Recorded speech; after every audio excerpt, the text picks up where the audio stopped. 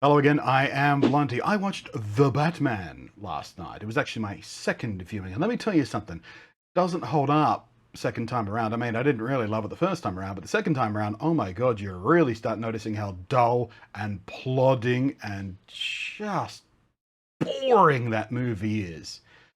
I'm struggling to understand what people see in it, really, except for the fact that maybe this is the first time they've been exposed to a Batman movie that runs a bit like that, where it is all about more about, you know, Batman as a detective, and sort of an inept Batman as well, because he's only 2 years into his Batmaning, and he hasn't got all his fanciest gadgets, and he's a bit of an idiot. And somehow, despite fighting crime in Gotham for 2 years, he didn't know that there was a mob boss club in the Iceberg Lounge, which was run by the Penguin, notorious and well-known henchman of the Gotham mobs.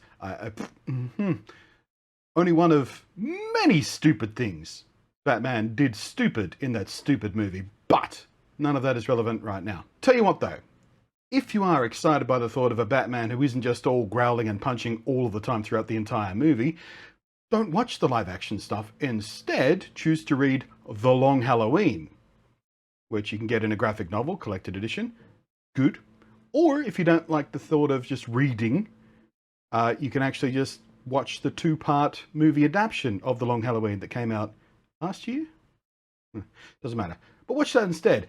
It's basically the same story as The Batman, because The Batman borrowed heavily from The Long Halloween, but then dumbed it all the way down to make it stupid, and makes Batman stupid, and make everybody stupid. But The Long Halloween is a better story. It's better in every way. Remember when Joker came out, and I was like, hey, I mean, it's fine, but maybe just watch Taxi Driver instead, which is exactly the same film made like 30, 40 years before it, and also better in every way. Hollywood is getting sneaky with its remakes and reboots, because they're not calling them the same thing anymore. They're just stealing all the ideas, remaking the film, making it worse, but calling it something different so people don't get angry about it being a remake. See you, Hollywood. Watching you. Anyway, tangent, and this is a deliberate tangent, so we will circle back to the Batman in a bit, but bear with me. Furries.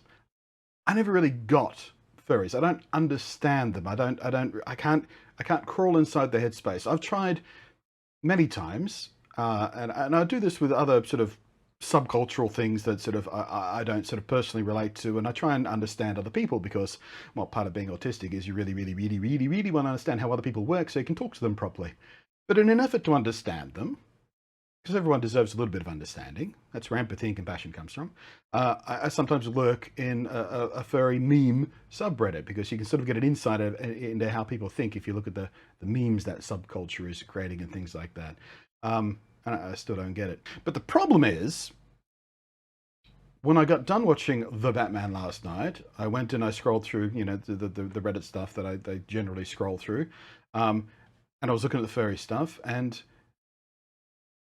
I started thinking, is Batman a furry? And I earnestly started trying to answer that question. Is Batman a furry? I came down on the side of no, because I think it comes down to the reason you dress up as an animal, or you want, you know, have your desire to dress up as an animal. And Batman's reason, his motivation, in the comics and the TV series and the movies and stuff, is usually something along the lines of, well, he was inspired by his own fear of bats when he was a kid or something, and, you know, he understands that criminals are superstitious and cowardly, so he wants to scare them. He wants them to be afraid of him. He wants them to be too scared to do naughty stuff for fear of the Batman coming to get them. And so, from you know, sometimes it's a bat smashing through his window when he's sort of moping about in his chair, and sometimes he falls down the well into a part of a cave where all the bats are and things like that. There's lots and lots of different versions, but they all revolve around the same issue. He wants to dress up as a bat because, well, a lot of people are scared of bats. They fly out of the night, you can't see them, and they screech at you and things like that. You know, it's a fairly reasonable reaction. If a bat or a swarm of bats flies at you in nighttime, your first instinct is going to be a startle reaction, as opposed to, I don't know, a little collection of ducklings or something waddling up to you. That's not a startle reaction. Duckman would be a very bad hero for Gotham, I think. But then I started thinking about Catwoman. Catwoman, I think, is a furry. I mean, again, depending on which origin you listen to, the Catwoman thing comes out of, you know, her being a cat burglar, which is a nickname for a specific type of burglary that she likes to do, you know, sneaking in all silent and stuff and racking off with the shiny pretty stuff. And she has a whip usually, which is sort of emulation of a cat's tail. She normally wears it on the back of her hips and stuff like that, so it sort of hangs a little bit like a tail. She moves around like a cat. She's often drawn or depicted as this sort of slinking around on all fours when she's crawling off rooftops trying to get in and stuff. You don't have to walk like that when you're on it, when you're sneaking in a rooftop. She chooses to do that. She wants to be more cat-like. I think Catwoman is a furry. But what about Wildcat? Similar. Dresses up as a cat, but he doesn't really do any cat stuff. I don't know if I've ever even seen him use a cat pun. It's just, he basically just dresses up as a feral cat and punches things. Or at least the Ted Grant version, because there are a couple of other versions of Wildcat that aren't quite the same, but you know, the Ted Grant version is the one we're mostly familiar with. But yeah, normally he just punches stuff and he's a crotchety guy, which I'm all about. How about King Shark? Not a furry. He's not dressed up as a shark. It's not a person being a shark. He's a King Shark is a shark. SpiderMan, another animal-themed superhero, this time from the Marvel universe. SpiderMan, not a furry. Doesn't even dress up as a spider. Got a spider logo, and he has some vague spider-ish powers, which it's a bit of a stretch to believe, but we just roll across it because we all love Spider-Man as a character, so we don't question it too much when it comes to the webs and the wall crawling and the spider sense and things like that. It's just like, yeah, fine. Fine, it's fine. I don't care if it's not really that spidery. But fine. I mean, he's bitten by a spider, which mutated him into the powers, so I guess he could pull from that, but definitely not a furry. He did get more spider-like a few times. But again, not really a furry thing, is it? That's just more mutation. How about cheetah? Or the lizard? Again, not furries, kind of animalistic mutations. And depending on, again, which origins you read, out of choice, involuntary, it's a bit rocky there, but not true furries, I don't think. They take on their animalistic traits and physicality, but that's, you know, that's part of their full being. They're not inhabiting that as a fetish as a furry might be. They don't identify with specific traits of an animal, so they try and act more like that or dress up like that. They're just mutated like that. They are rather kind of wish fulfillment fantasy characters of furries, though, aren't they? Am I right about that? With furries, would you, if there was a syringe full of turn yourself into a cheetah stuff, or turn yourself into the lizard stuff, you just like, give me some of that? Is that what you want? Is that the end goal?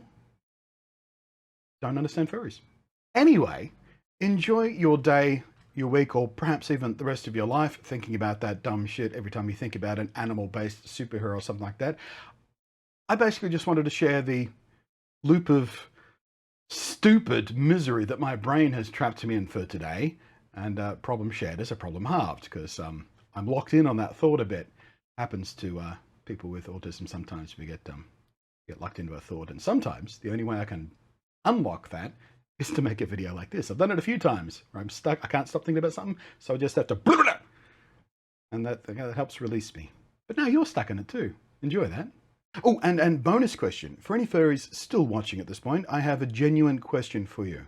How come it's always like wolves and cats and dragons and hawks and stuff like that, and never things like ducks or quokkas or like pigeons or frogs? Don't know what my first persona would be. I have a lot of cat-like qualities, a few dog-like qualities, but quite frankly, this bitch right here, kind of my spirit animal. Like looking into a mirror.